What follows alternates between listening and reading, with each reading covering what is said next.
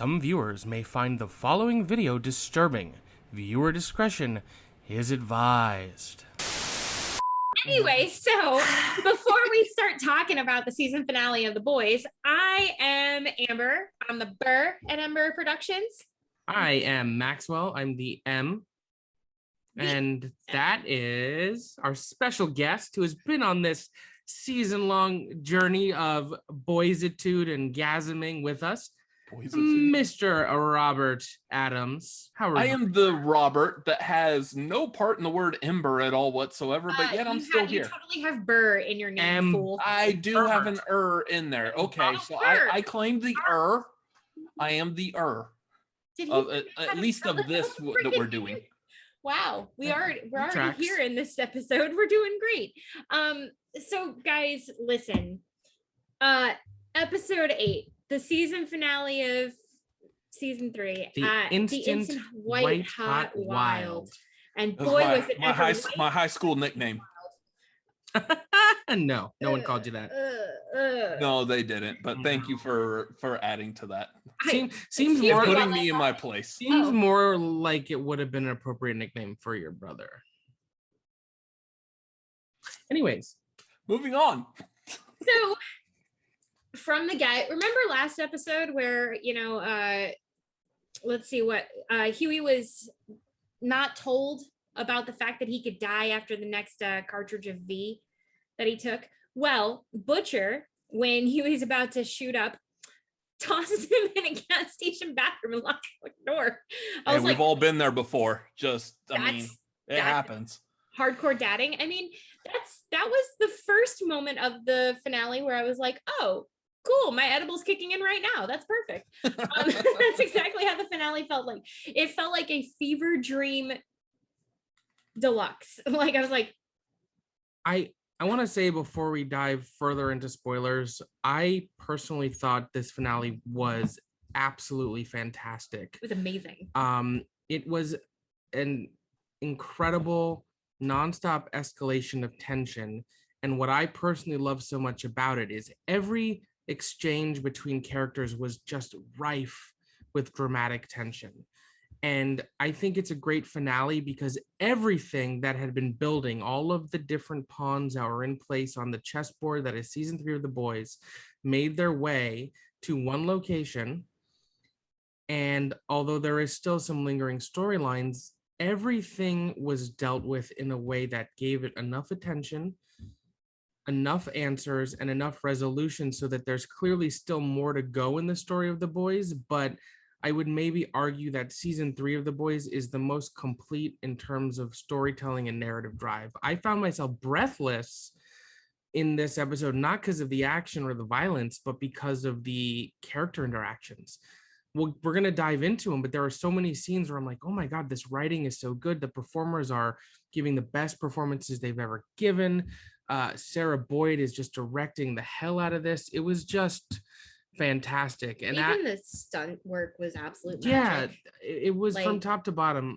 I think it's just an exemplary finale of what is, I think, a great season of television. I will say this, it's very interesting how we started the season with a tiny man walking into a dickhole, and we ended it in such a better explosion. So we opened it with an explosion and ended it with explosions. It was amazing. I was thinking about it the other night because, we're due to scheduling, I broke my toes.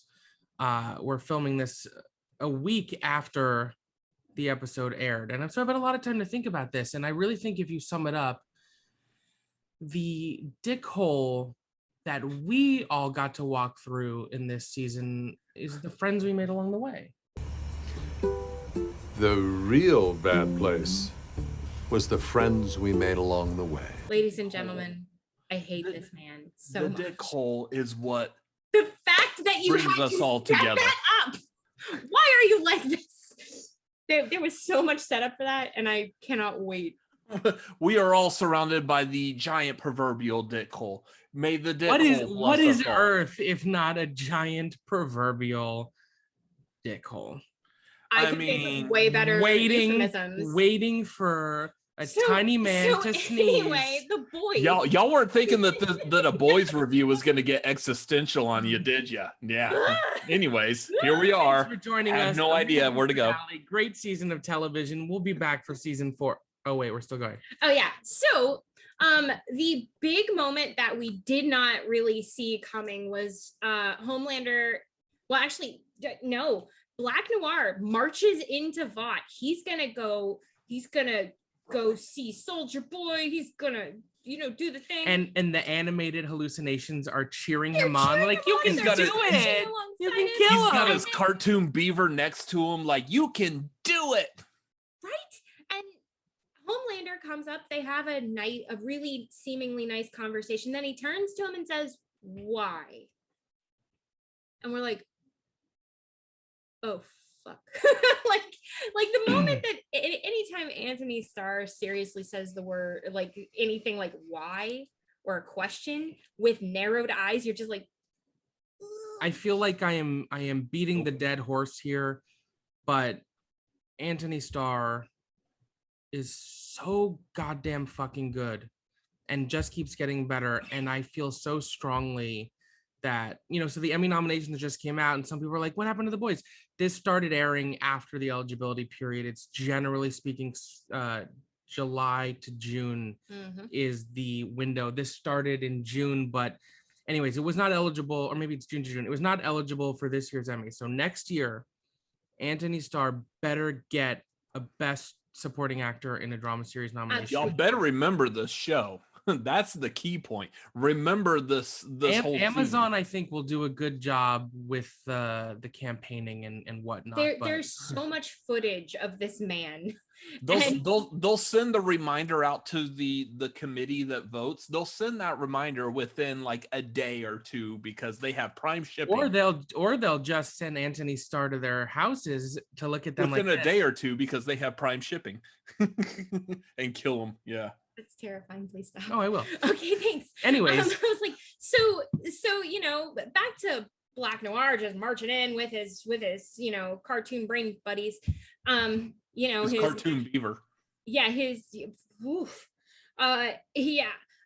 so he marches in. Homelander starts to talk to him, and then literally sticks his hand inside of his guts and rips them out of his body.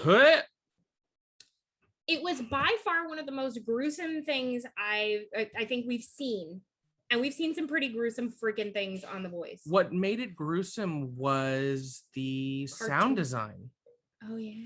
The way that sort of hear his intestines and then the blood splashing and dripping. And yeah, exactly. It was like being in a Halloween Horror Nights house and listening to all the sound effects around you. Plus, what made it even more chilling was that as he was dying, his imaginary friends were just like crying and sobbing over. And I'm like, how can you not cry at cartoon characters? If you had told me, Irving, you'll be fine. Yeah. If you had told me that I was going to be emotional over Black Noir dying, because this is a character who is not really spoken and has been around a lot, but we don't know much about him. Really, we didn't dive into him until the animated hallucinations in this season. Well, the flashback.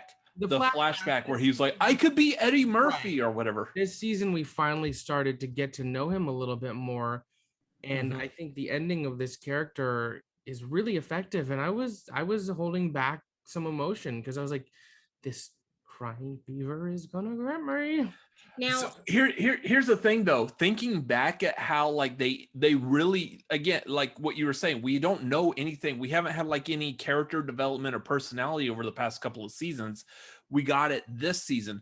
I'm wondering if you were to think about this like in a storytelling type of fashion, wouldn't that have normally sent up like a red flag? Like, I wonder why we're getting like all this black noir, like personality and character development all of a sudden. Oh, they're going to kill him at the end. Like that's a thing I think we know is possible as far as writing a movie or a story, but they succeeded in not making us realize that at the time they were telling us that. It felt more to me like they were just shining a light on a character who had previously been minor, and also because he was on Soldier Boy's team, it was an effective way to draw connection from the present to the past. And what a connection it is, because we found out obviously at the end of last week's episode that Soldier Boy is Homelander's father, and Black Noir knew and never told him, which is why he had to go. Yes. Now I've heard people speculate that he may still be alive, considering that he lived through a lot of other stuff, and there are other people that lived through their crazy immolations and immolation, good word. Thank you. Specifically, like I'm thinking of Stormfront here, because she lived through a lot, and the way she died was to commit suicide. So like these enhanced, these super people, soups, they can live through a lot. So who knows if we've seen the end of him. I don't think we've actually seen the end of the Black Noir mantle, because I wouldn't be surprised if something happened to put somebody else in the suit and turn it into a little bit more of the comics run, where it's like a clone of Homelander. Spoilers for the comics, but yeah, Black Noir in the comics is a clone of Homelander. I think we've discussed that before. We have, but just in case someone's clicking on this episode right off the bat. Very fair. Now, as all of this is happening, Butcher, Maeve, and Soldier Boy, so Maeve is basically part of the boys at the moment. The three of them lock the rest of the boys in, I believe it's a safe. It is a giant and safe. Starlight and Kimiko, who now has her powers back, bust them out. As this is happening, and I know this didn't get put into our notes, but it's very important. Homelander has a very, very surprising, not surprising, but really awful conversation with the three joke characters basically on his side, which is the Deep, A-Train, and Ashley. Fuck you, Ashley. Fuck you, Ashley. I'm sorry, what? Wait, hold on. I love Ashley. Yes, but also no. Ashley is an incredible character that you love to hate. But she gets so much good development in this season. She does. Oh, the performance and writing has been fantastic, and I do feel like we have a better understanding of her character, but there are time and time again she has the opportunity to make a different decision, and she doesn't. Oh, wait. A quick sidebar on that. We'll discuss that. We'll discuss her almost as if decision. I'm setting something up for later. Yeah. Colby, so real quick sidebar. Oh, yeah. Colby Menifee, she has propelled herself into a position where like I want to watch like anything she's in now because of her performance this season. I just really hope that she doesn't have Chris Evans post Captain America, which is where he plays villains and everything. Yeah. So I don't want that. Like I don't want. No, she needs to be like the superhero and everything. Yeah, she needs to be the hero. But him making her take off her wig. Holy shit. Man, that was degrading. Like A-Train, piece of shit. The Deep, piece of shit. Ashley, a piece of shit. But she's a piece of shit stuck in an awkward position that she's just trying to survive. With her as a piece of shit, which is really, really tough. But if you're like making a hierarchy of piece of shitness, you would have like Ashley and A-Train and Deep here, still pieces of shit. And then you have like 50 feet of crap and then Homelander, right? So he is just that much bigger of a piece of shit. Hey, where's Stan Edgar on this list? I don't know yet. He has not. He's just floating around. We have to see what's going on with old Stan yet. Vicky Newman. Oh, we'll get to her. So that being said, and then like the whole moment, easy to glaze over, but super chilling because Homelander basically thunks Noir's helmet on the desk and says, "Yeah, he's fucked. Well, and all of you suck."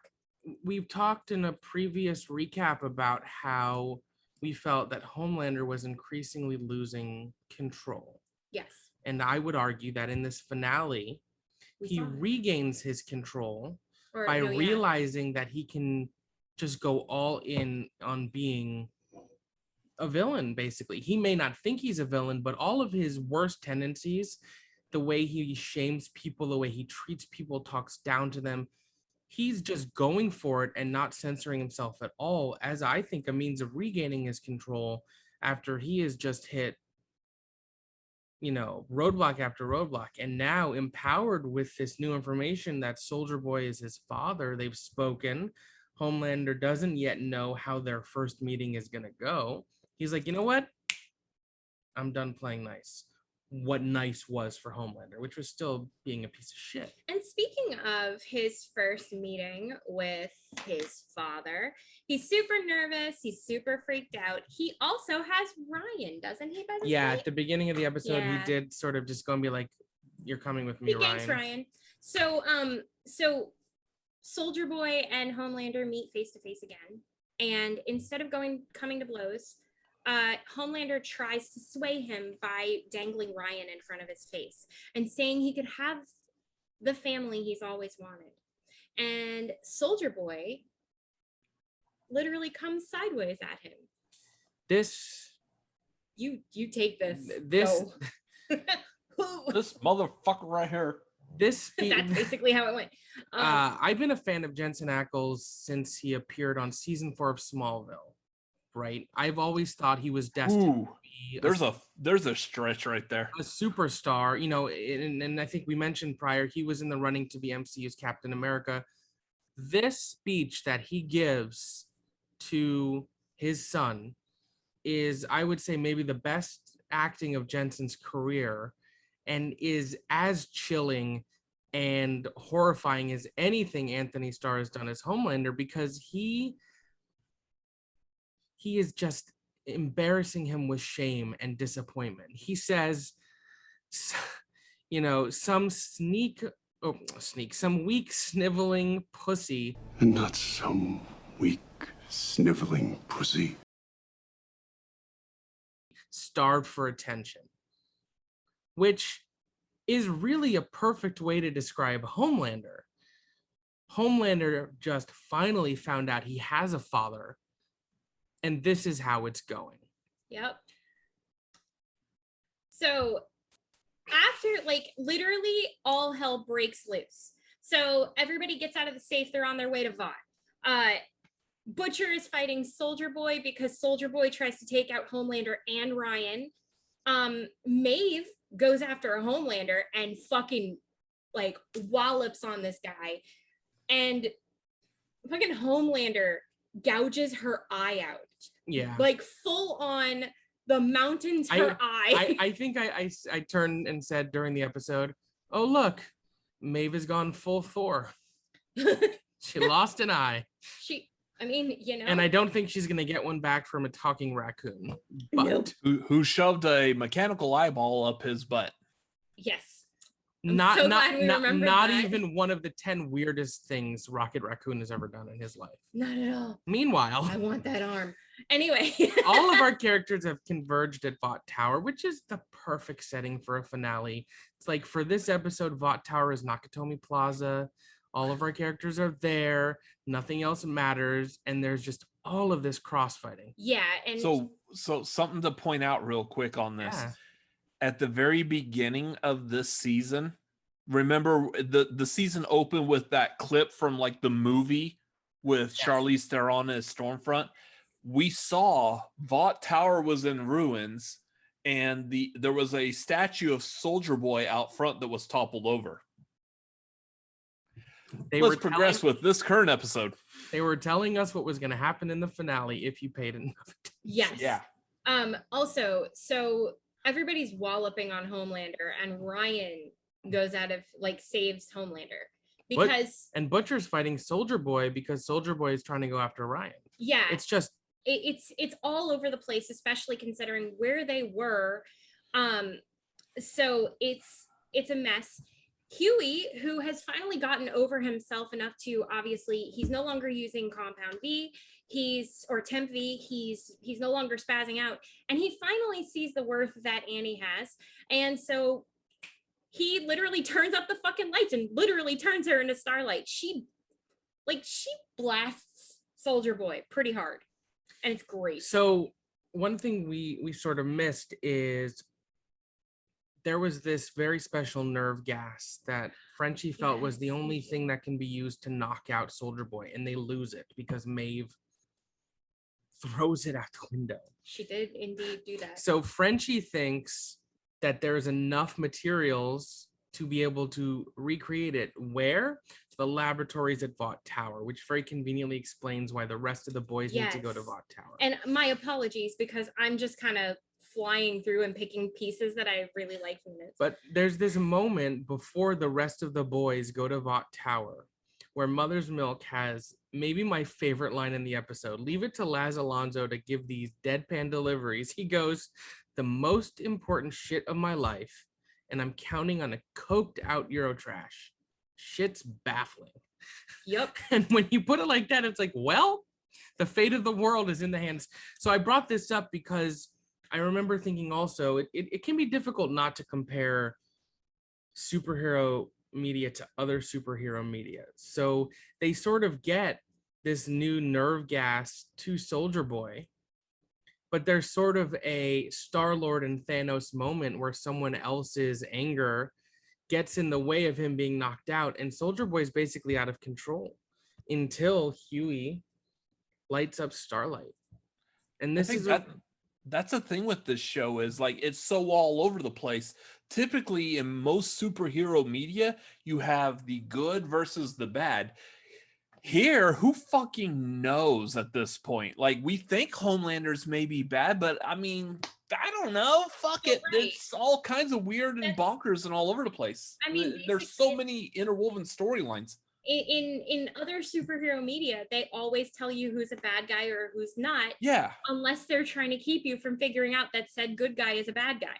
And in this case, they really do not expand upon any of it, and everybody's a little bit cloudy. one of the things we've talked about so much on our show here is,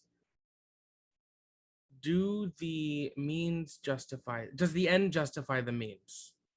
Right? So Butcher has done some really egregious shit and has behaved on paper like a villain, but he's doing it for what he thinks is the greater good. And one can make the argument that the best villains are the ones who believe they are doing what they're doing for the greater good, like the aforementioned Thanos. But this show plays in the gray area, and I think that's why it's so successful, because our world, our society, our politics, our heroes and our villains, there's so much gray space. We don't know where people ultimately lie, and one decision and one action can make them a hero, and one decision or another action can make him a villain. I had to ask him where he was going. I was like, am I gonna have to edit here because he left? No, he's just showing us. You didn't have to edit. I'm just grabbing my Thanos on camera. He needs to snuggle it. I just had to grab my Thanos. Grab my Thanos. I want to talk just a little bit more about this Huey moment, because this was one of my favorite moments of the episode. I had expressed some disappointment and frustration with Huey as a character and how he was acting kind of like an asshole to Annie and feeling emasculated. And in this moment, he realizes that he can help Annie and save her and be a hero with his own way. He uses his cleverness and his goodness and realizes, oh crap, I'll turn up all the lights. And there's this gorgeous moment, reminded me a little bit of Captain Marvel after she gets out of that dream state where she's all powered up, or like in Superman Returns, where he goes and flies up to the sun to repower himself. It's this iconic hero moment where you can, she's in this pose and you could just see her powering up, and then she blasts Soldier Boy, which leads us to the best moment. Soldier Boy is about to blow up and basically incinerate everybody, and the fucking goddess that is Queen Maeve. Ow. Preach. Not sorry. I'm not sorry. tackles this man out of the building right before he blows everybody up. And she is they're both presumed dead. I want to see Dominique was it McElligott? Yeah, it's McElligott. I want to see her in more things now. She's fantastic. Yeah. I do think this is the end of Maeve as a main character on this show. We may see her again. But the rest sucks. The rest of this episode is sort of a montage of, little ending moments, tying up some loose ends, some surprises. So we find out Maeve is alive. Yes. She has no powers. She's reunited with her partner, Elena. And, for her journey, this is a really beautiful ending, I think, because she finally gets to go live a life away from superheroes. And she has this incredible line. I've really enjoyed, and I think you mentioned this too, watching Maeve and Annie become friends this season and work together. Well, because I think Maeve had, for the entirety of her time in Seven, especially working with Homelander, and all of these assholes and being the only woman, you've got to be super tough. And I think her problem was that instead of being super tough, she turned to alcohol to numb the pain, especially considering that at points, Homelander has alluded to the fact that she was supposed to be the mother of his children, that he imagined them having a family, and she was like, I couldn't fucking stand you. And I mean, like, the rapport there, just the transition of her character from the very first episode when we see her till this moment where she is actually a hero after saying that she's not an honorable person, that she wouldn't do these things. She jumps out the window and tackles this fucking guy and lives. I'm really glad she's alive.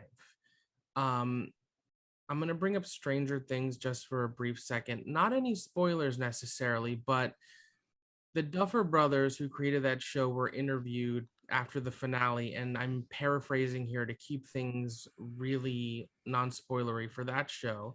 But the gist is, killing off your characters is not the only way to have impact and be a prestige show. Yeah, shows like Lost and Game of Thrones made their bread and butter on surprise and shockingly killing off their characters for drama and impact, and it worked. Yeah. But that's not the only right way to do it. You can still tell a complete arc for your character, write them out of the show, or reduce their need to be around all the time and have it be dramatically fulfilling. And I think Maeve's development over these 3 seasons, where she started, where she ended up, is beautiful.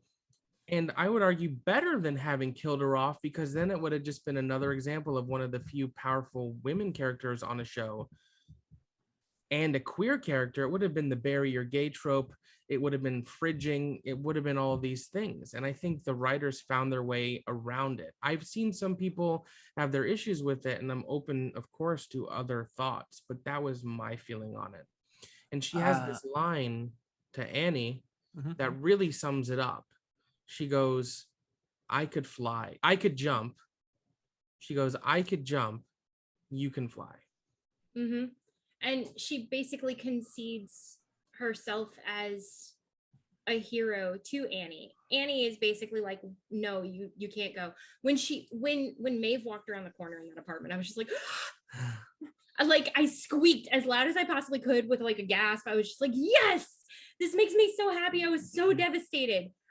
Because honestly, I'm gonna say it, we need good female representation in the superhero world. And it's not for lack of other representation. I see you out there, Brie Larson haters. It's the same reason why when I was a kid back in the 80s collecting Teenage Mutant Ninja Turtle figures, I could find all the Turtles, Splinter, Shredder, Krang, Bebop, Rocksteady, Baxter. I could find all of them. I can't find a fucking April O'Neil figure anywhere. And it's because the toy makers were like, oh, this is a boy's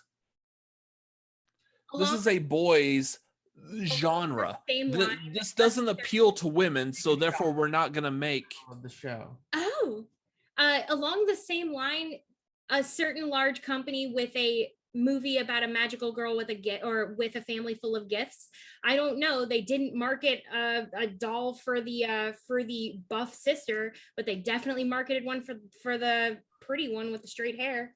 And everybody wanted one for the buff sister. Yeah. So it's just along the same lines. Strong women are not appreciated the way that they should be. And that's gonna fucking change. Thanks. Now, here my testament to this: when The Boys first started, again, I hadn't read the comics. I didn't really know anything about The Boys.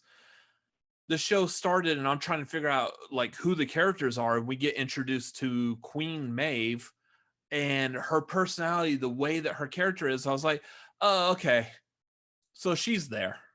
Like, she wasn't anything important. Like, I was like, okay, so Maeve is a character that's in this show, but who cares what she says or thinks or does? They're not. That has changed here. She's the co-leader of the Seven, but she's not a leader. All the power And is I on don't know if the her. show did that on purpose. No, I think they did. I think so. fully Yeah. did, because she's supposed to be like they're supposed to be illustrating that co-leaders who lead with Homelander have absolutely no power. And That makes sense. and then like you get to this season and you see Starlight put in as co-leader and she has no power because Homelander thinks that his best amount of power comes from, being able to manipulate his co-leader, but then realizes by the end of it that, oh, the world is changing. People hear what I'm saying, so I can just do whatever the fuck I want. Speaking of which, Well, I was just gonna say, what you were saying, Robert, by showing how unimportant and mistreated and thrown to the side Maeve was early on, it makes her turn against Homelander and Vought far more understandable. yep. I think, Whether or and not they this has been in fully place. When it was going to happen, it was still effectively setting up.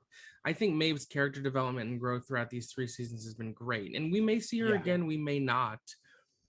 But Ashley does know she's alive. And this, I'll let you take this because we were alluding to this earlier. Yeah, we were talking about how Ashley is a shitty person, but she's not shitty enough to betray Maeve to Homelander or anybody else. She and other Ashley, Other Ashley. yeah. Well, other there's Ashley. other Ashley that she fires, and then there's Annika, which is Oh, like oh, the Annika. Oh, I'm sorry. It was she and Annika. She and Annika see the footage and they delete it. Yeah. And Annika asks her, "What do you want to do with this?" And she goes, "No, nothing. Delete it." Now, can I see a plot line in season 4 or 5, however long this runs, where Homelander has someone hack into Vought and he finds the footage and goes after her? Oh, Maybe. absolutely. That Seems is so totally gonna bound to happen. Or somehow she ends up back. I don't know, but I mean, because footage can go anywhere. We didn't see what happened with it, or she could just be gone. I didn't see a dead body, so Didn't see a dead body. There- And I there's- mean, the thing is, in my opinion, if for some reason Maeve is done on the show and Dominique is done, more power to you. You did a great job. And Good- I hope she gets a lot of roles. good. but I'm so heartbroken. Well, I mean, yeah, but it's not all about you. But so I am the target audience of this particular show at some points. Oh, we'll talk about that by the end too. So Butcher has 12 to 18 months to live. Wait, from there his- was a person that walked into a pee hole at the beginning. Yeah, maybe I want to refresh that statement. The friends we made along the anyways, Yeah, it was the friends we made along the way. roll the clip. Scorched earth, eh, William? Oh. No, there's no clip on this. So Butcher has 12 to 18 months to live. So that is dependent on how long the next couple of seasons of The Boys might go. That can be forever or a week. I have a thought or a question about that. I wonder if one were to take Compound V as opposed to Temp V, Would it save you? would it save you and eradicate that death sentence? I I don't. was It's possible. wondering the I don't same know. thing. Ladies and gentlemen, season 4 of The Boys is, we can officially announce this now, no holding this back, is being written by Maxwell Haddad. No. We got other fish I'm to actually fry. working on season 2 of Severance right now. The boys called me. No, Wasn't available. no, we'll just let the people who do Severance handle it, because I don't think we could do as well as they're doing. Probably not. And we might need to talk about that one at some point too. So during the speech that Homelander gave to A-Train, Deep, and Ashley, he sent Deep to kill the VP candidate. And so now Vicky Newman is the VP candidate. Ugh, scary. Hey! But we still don't know what her full true motivation is. Do we know that she wants power, or do we know that she wants power to protect her young? I think it's safe to say that in season 4, after they're elected, somehow I think Robert Singer is the character's name, is going to end up dead, and Victoria Newman's going to become president. Ooh, it's going to be wild. Wild. And then, so we also saw that. I heard that as like a rumor for like the current presidency at one point. Not to get political, but I just heard that at one I've point. seen the movie Dave. Yeah. Anything is possible with anyways. Anyway, so Soldier Boy is also alive, and they put him on ice. Basically, they lock him up in in an intense cryo freezer. This is another one of those things where you could have killed him, but I think there's more to explore with the character. I think keeping Jensen Ackles around for future is great. I don't know if he's going to be off ice that quick, but I think it's safe to say, if the show runs another couple seasons, Soldier Boy will be back in some capacity.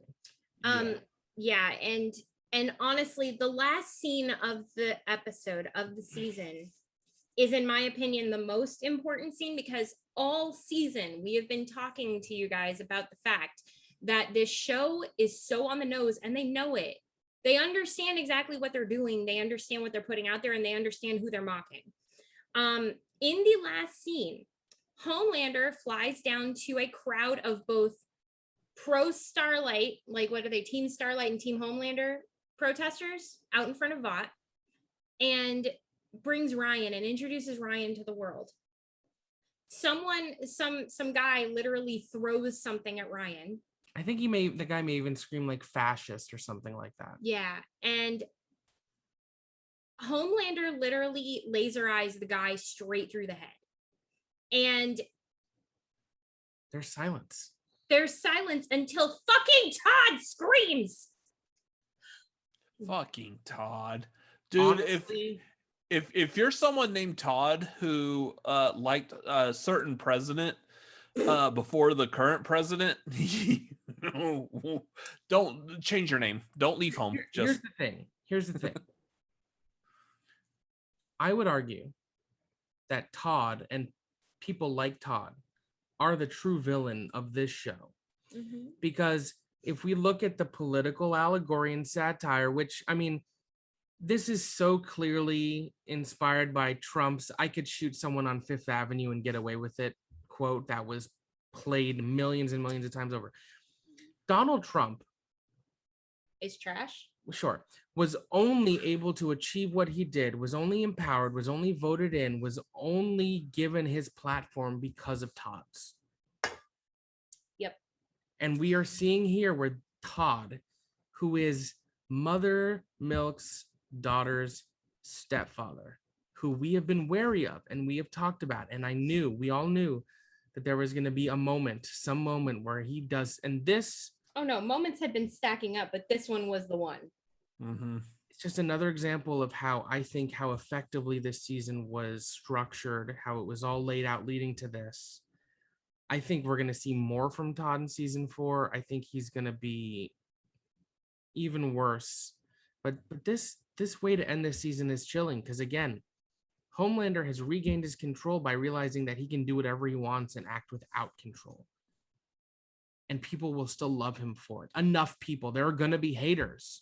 But as long as his base is galvanized and on his side, he now knows he can do whatever he wants. And that is fucking terrifying.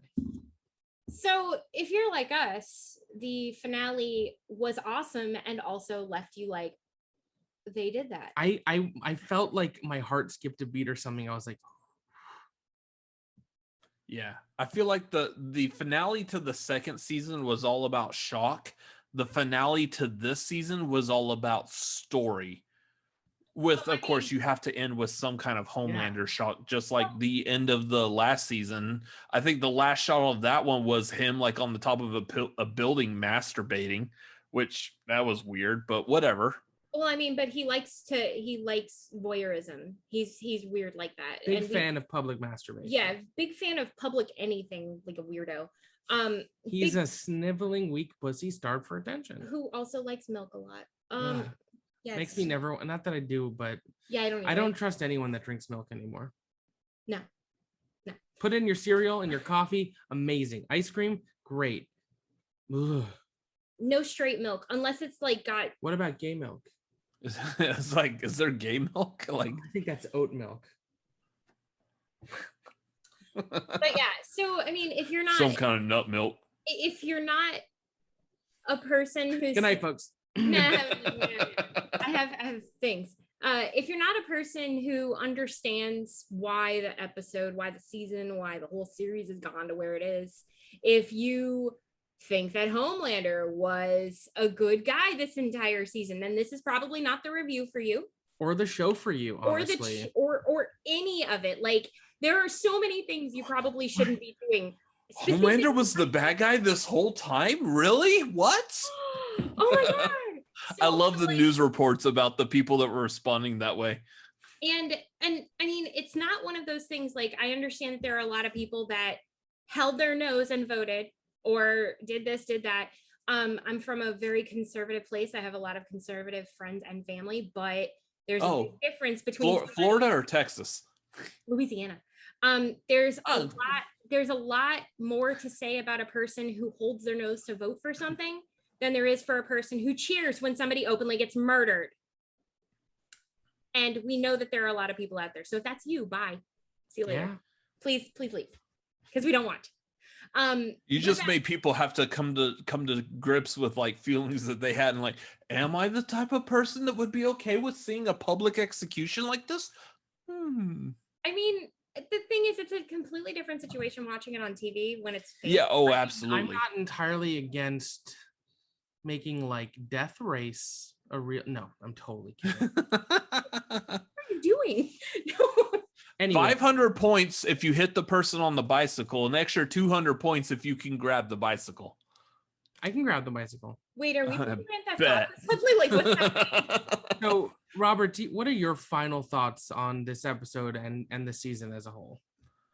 I go back and I told y'all before we started this off camera, I feel like the season 2 was a stronger finale, but like I said a little while ago, that was based off of like the shock value. There was a lot of shock value at the end of the season 2 finale. I don't feel like there was that much shock value this time around, but there was a lot more story. Like the stuff that the story-wise that this episode set up, I am eager to see how that is propelled, if not concluded. And I'm willing to bet, I'm pretty sure we might get into like some kind of theories here in a minute.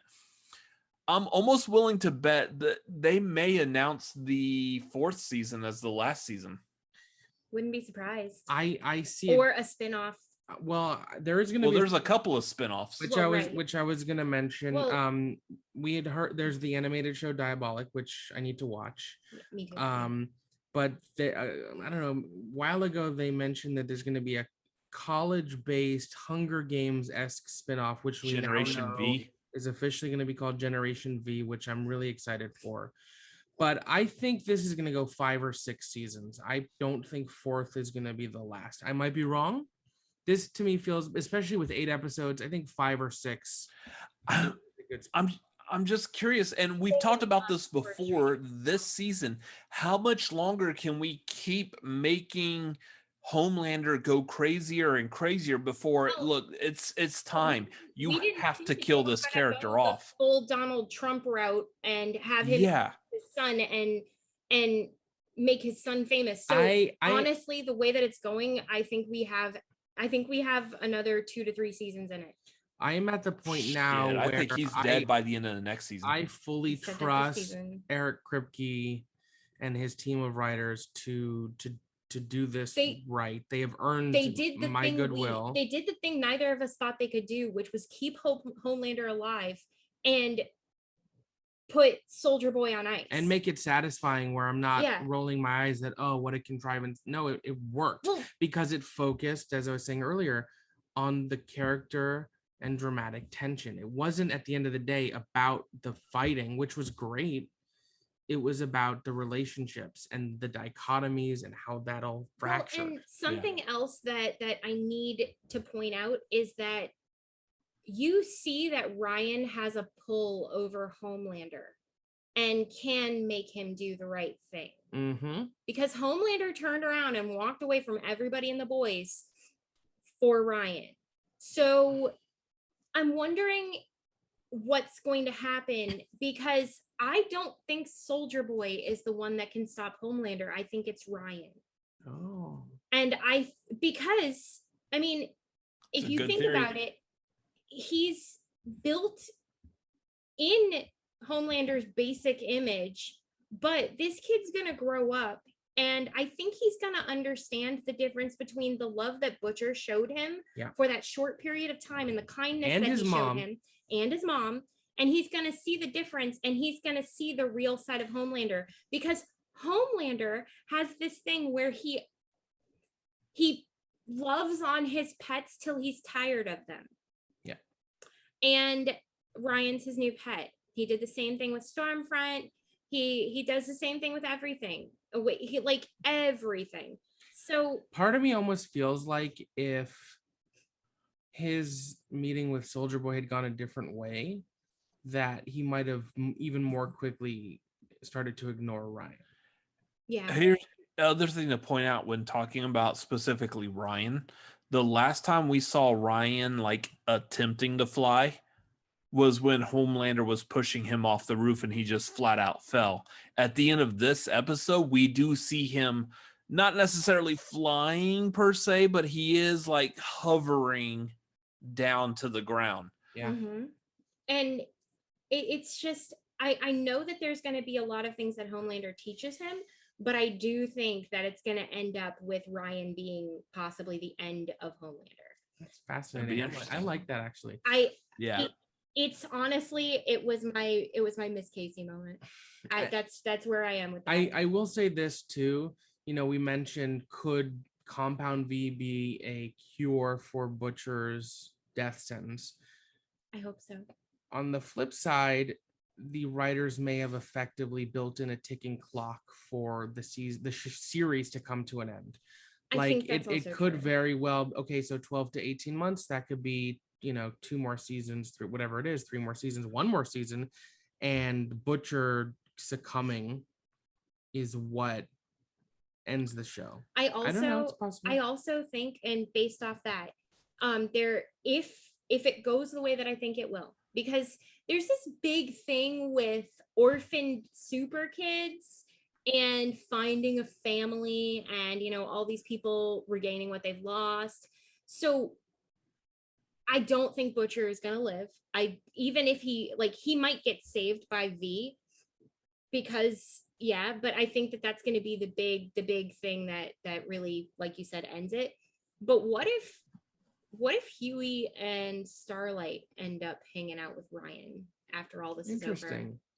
Well, if you think about it, Butcher doesn't care that he kept using temporary V, because he doesn't feel like he has anything to live for. All he wants to do is kill Homelander. He doesn't have a wife. He wants to protect Ryan, but for him personally, his life is very, very simple and doesn't have much meaning. Whereas Huey has a lot to live for and a lot of life to go towards. So that's interesting. I like So that. do you? We've talked about this before, and I pretty much anyone that's talked about The Boys has mentioned this, that The Boys TV show is not really following the comics at all. There's so many differences that this is like its own thing, and you could kind of get like some beats kind of sort of from the comics, but the story is completely on its own. If you would like a spoiler from the comics that may or may not actually come true,